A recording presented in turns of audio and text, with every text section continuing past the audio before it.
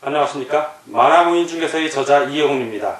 오늘은 부동산학개론 실전 문제풀이 399선 강의 시간으로서 문제풀이 3강 23번부터 33번까지의 문항에 대해서 같이 공부하도록 하겠습니다. 자, 문제를 풀 때는 저와 같이 풀지만 여러분들 스스로도 꼭 한 번씩 더 풀어주실 걸 당부를 드립니다.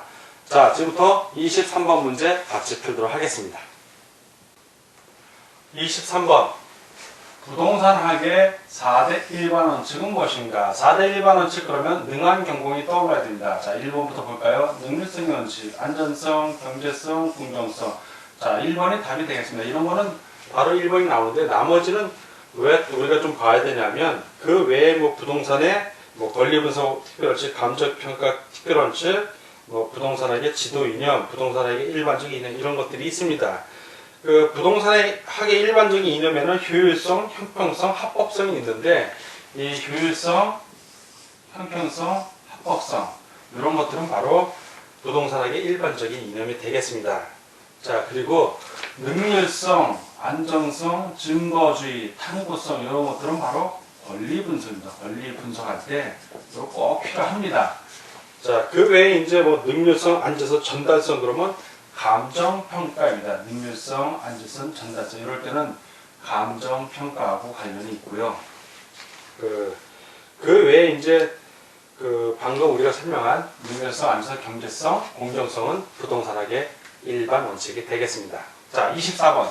부동산학의 일반 원칙 중 능률성. 자, 이 능률성 얘기하는 겁니다. 능률성의 원칙이라는 설명이다. 틀린 것은. 자, 능률성의 원칙에는 이전 보족의 원리, 분담의 원리, 연결의 원리, 표준의 원리, 분발의 원리 이런 것들이 있습니다. 자, 이건 맞는 지문이고요. 구체적으로 이제 내용으로 아마 들어갈 것 같은데 2번 이전 보족의 원리. 자, 이전 보족의 원리 그러면 여러분들 머릿속에 뭐가 떠올라야 하면 그 기계나 도구를 사용해서 인간의 능력을 보충하거나 능률화의 원리를 추구하는 게 떠올라야 됩니다. 자, 이전 보족 그러면 기계, 컴퓨터 이런 게 떠올랐는데 부동산 이전을 유기적으로 하는 원리 이거는 연결의 원리입니다. 연결. 자, 이전 보족이 아니죠. 틀렸고 3. 분담의 원리는 다양한 업무를 분담하는 원리 맞고요. 표준의 원리는 서식 표준화, 능률을 추구합니다. 맞고 분발의 원리는 부동산을 진취적으로 분발해서 해야 된다는 겁니다. 중개할 때 진취적으로 해야죠. 따라서 다 오고 하나 X, 자, 틀린 거 고르는 거니까 답은 2번이 되겠습니다. 자, 다음은 25번 문제입니다. 25번 부동산학의 일반 원칙 중 안전성의 원칙에 하는 것입니다. 안전성은 경제적 안정, 기술적 안정, 법적 안정 세 가지를 다 포괄하는 개념이라는 걸 머릿속에 두고 봐야 됩니다. 자, 틀린 것을 고르는 문제입니다. 1. 안전성과 능률성은 상호 견제관계에 있어요. 왜? 안전을 중요시 여기면 시간이 많이 걸리기 때문에 능률성이 떨어집니다. 반대로 능률성을 중요시 여기면 안전성을 소홀히 하게 돼요. 그래서 이거는 상호 보완이 아니라 상호 견제의 관계에 있습니다. 이게 제일 중요한 개념인데 틀린 것, 1번이 바로 틀렸네요. 그래서 나머지 우리 공부하는 차원에서 또 봐줘야 됩니다. 2번 안전성의 원칙은 부동산 활동 시 거래 사고 발생을 유의하며 안전하게 해야 된다는 원리를 말한다. 맞고요. 3번 부동산 활동의 사회성, 공공성, 그리고 부동산의 관련성 등은 안전성의 이론적 근거가 된다. 맞습니다. 그 안전성하고 안정성이 거의 같은 개념이에요. 학자들마다 이게 번역을 할 때 안전 또는 안정 이렇게 표현을 좀 달리 했는데 약간 학자들마다 어떤 학자들은 안전이라고 표현하고 어떤 학자는 안정으로 표현하는 경우도 있습니다. 그거 갖고 이제 수험생들이 일부 따진다기보다는 이제 의문을 제기하시는 분들이 있는데 아직 이게 부동산학개론이 통일돼 갖고 이렇게 언어가 나온 것들이 일부 있긴 하지만 이렇게 통일이 안 되는 것들이 있습니다. 왜냐면 번역을 하실 때 자기가 번역한 게 옳다고 주장을 하게 되면 그걸 합치시키기가 의견이 어렵습니다. 그래서 이런 건 안전성, 안정성 거의 비슷한 개념이라고 여러분들이 이해하시면 되고 일단 우리 교재에서는 안전성이라고 표기했음을 좀 알려드립니다. 4번 부동산 거래 시 기술적, 경제적, 법률적, 안정성 등 안전성이라고 해도 됩니다. 안정해도 되고요.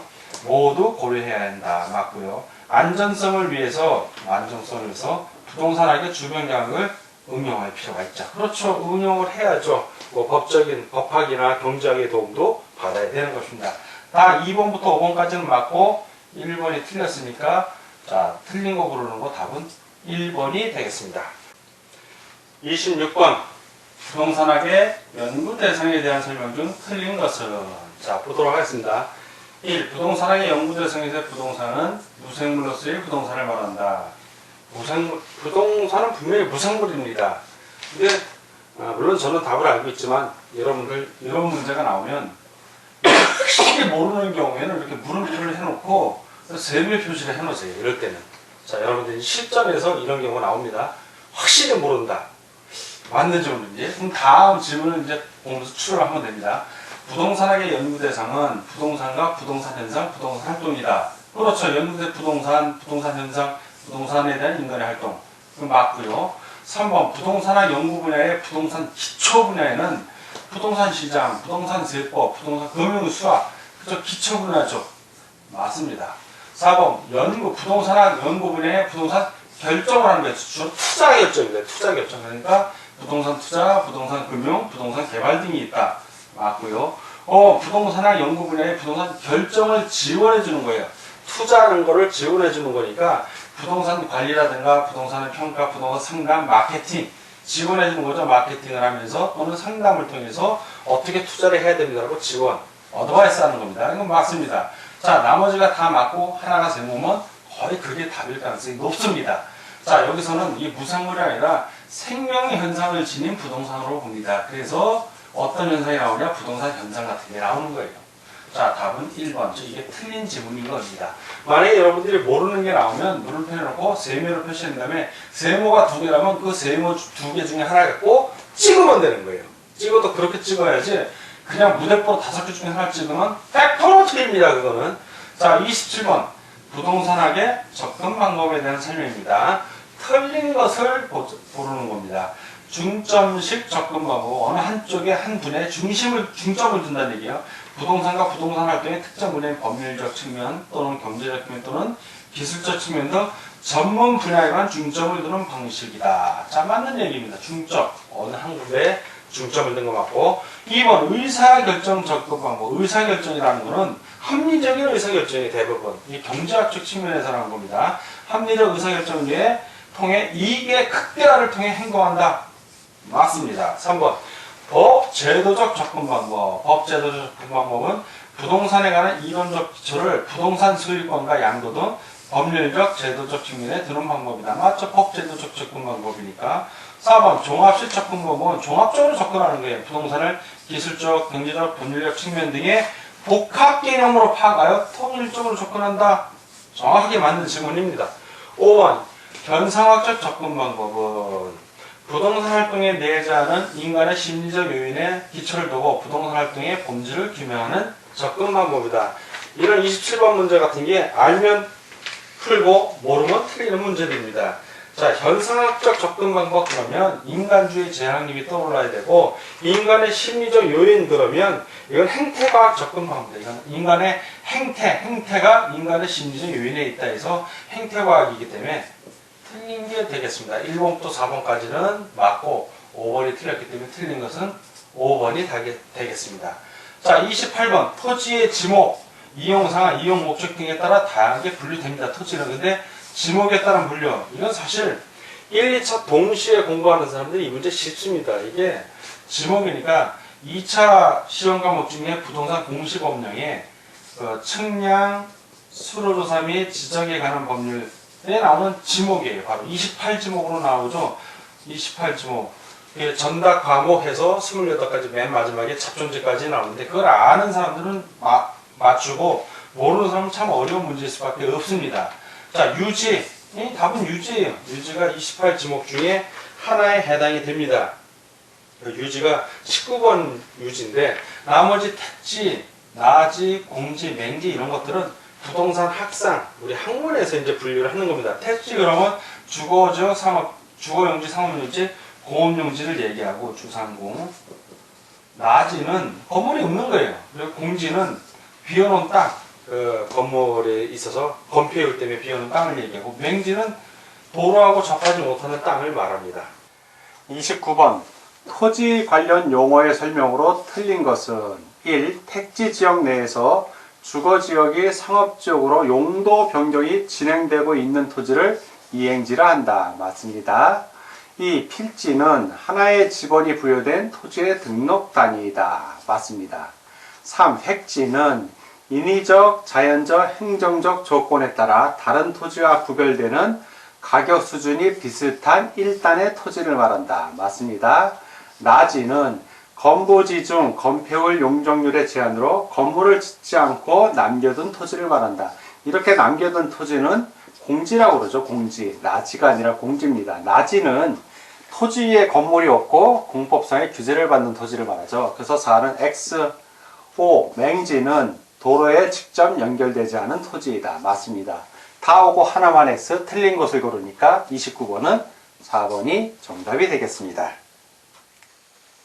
30번 토지 관련 용어의 설명으로 옳은 것은 1. 획지는 하나의 지번이 부여된 토지의 등록 단위를 말한다. 토지의 등록 단위는 획지가 아니라 필지입니다. 필지. 예, 그래서 틀렸죠. X. 2번 후보지는 택지지역, 농지지역, 임지지역 내에서 세부 지역 간 용도가 전환되고 있는 토지를 말한다. 이건 후보지가 아니라 이행지입니다. 이건 이행지. 그래서 X. 3번 나지는 토지 위에 정착물이 없고 공법상 및 사법상의 제한이 없는 토지를 말한다. 예, 정착물이 없는 것도 맞고요. 공법상의 제한이 없는 것도 맞는데 사법상의 제한은 아닙니다. 그래서 X. 4. 부지는 자연상태 그대로의 토지를 말한다. 자연상태 그대로의 토지는 부지가 아니라 소지입니다. 소지. 그래서 X. 5. 포락지는 지적공부에 등록된 토지가 물에 침식되어 수면 밑으로 잠긴 토지를 말한다. 맞죠? 5번은. 그래서 다 X고 하나만 O. 30번은 5번이 정답이 되겠습니다. 31번 필지와 획지에 대한 설명이다. 틀린 것은, 자 보겠습니다. 필지는 하나의 지번이 붙는, 이것도 지적에 관한 법률에 나오는 겁니다. 지번이 붙는 토지의 등기 등록의 단위로서 지적법 또는 등기법상의 용어이다. 자, 지금 이 지적법이 바뀌었죠? 뭐로 바뀌었죠? 측량, 수로조사 및 지적에 관한 법률, 이렇게 바뀌었습니다. 그래서 지적에 관한 법률, 그러면 이 측량, 수로조사 및 지적에 관한 법률을 의미하는 겁니다. 자, 이거는 일단 맞다고 해두고요. 정확히 지적법들은 틀렸는데 지적법을 이걸로 바꿔주면 맞는 지문이 됩니다.